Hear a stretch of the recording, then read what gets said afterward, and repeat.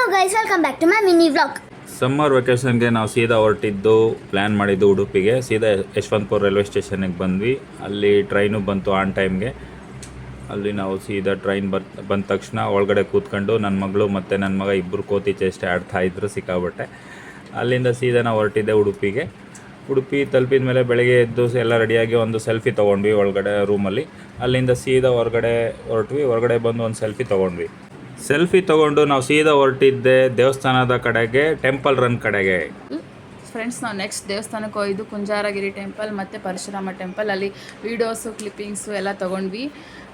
ತುಂಬ ಚೆನ್ನಾಗಿ ಬರ್ತಾಯಿತ್ತು ಫೋಟೋಸು ವೀಡಿಯೋಸ್ ಎಲ್ಲ. ದೇವಸ್ಥಾನ ಎಲ್ಲ ತುಂಬ ಇಷ್ಟ ಆಯಿತು. ಆ್ಯಕ್ಚುಲಿ ಅದೆಲ್ಲ ತೋರಿಸಿದ್ದು ಸರ್ರು, ನಮ್ಮ ಮನೆಯವರು ಕೊಲೀಗು.